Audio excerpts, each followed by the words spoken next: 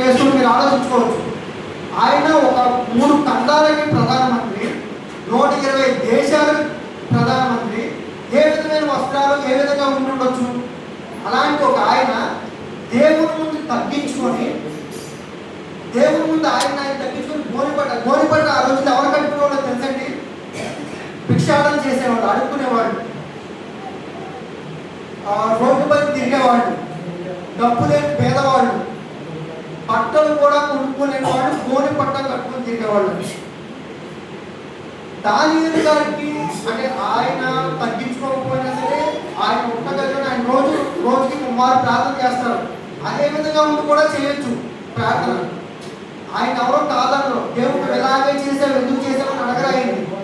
కానీ ఆయన తగ్గించుకొని దేవుడి ముందు చాలా అంటే నేను ఎంత పెద్ద ప్రధానమంత్రిని అయినప్పటికీ కూడా దేవుడి ముందు నేను చాలా చిన్నవాడిని చూపించుకోవడానికి ఆయన ఉన్నటువంటి ప్రతి ఒక్క సంబరాన్ని వదిలేశాడు, ప్రతి ఒక్క ఆడంబరాన్ని వదిలేశాడు. ఇంకొకటి రెండో మాట, ధూళి తలపై వేసుకున్నట్టు తెలుసండి మీకు?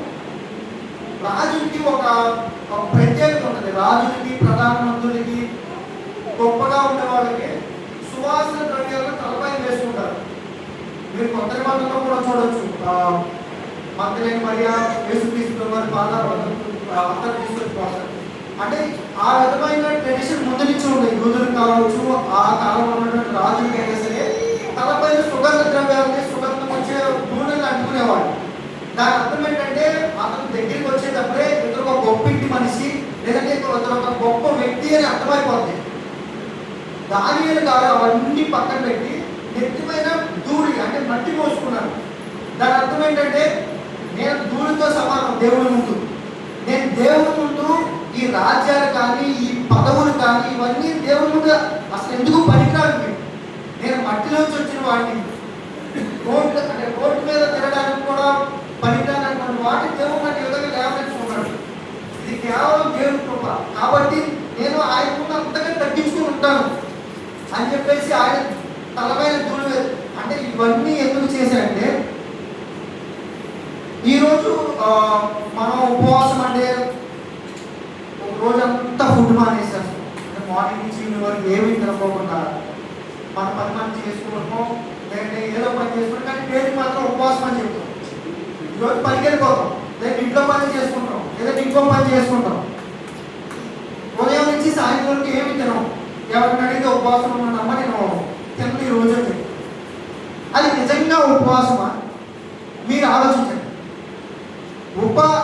మీకు దీని అర్థం తెలుసు. ఉపవాసం అంటే అంటే దగ్గర, వాసం అంటే ఉండడం, అంటే దగ్గరగా ఉండడం. ఎవరికి దగ్గరగా ఉండడం? దేవునికి దగ్గరగా ఉండాలంటే మన దగ్గర నుంచి కొన్ని దూరంగా ఉండాలి. ఒకప్పుడు ఏ విధంగా ఉండేదంటే, మన పురాతన కాలంలో ఉపవాసానికి నిర్వచనం ఎలా ఉండేదంటే, ఈ రోజు నేను పనికెళ్తాను, ఈ రోజు మొదలుపడి సాయంత్రం రోజు నేను పని చేస్తేనే నా పప్పు నిండింది, నా రోజు కలిసింది. సో ఈ రోజంతా నేను పని మానేశాను అంటే నాకు ఫస్ట్ అయింది. అప్పుడు వాడు అవన్నీ మానేసేసి దేవుడి దగ్గరే కూర్చొని ఆ రోజంతా ప్రార్థన చేసేవాడు. ఆ రోజు పనికి వెళ్ళేవాడు కాదు, ఆ రోజు వాడికి ఆహారం వచ్చేది కాదు. ఉపవాసం ఆ విధంగా వెళ్ళిపోయేది. ఇంకొక ఉపవాసం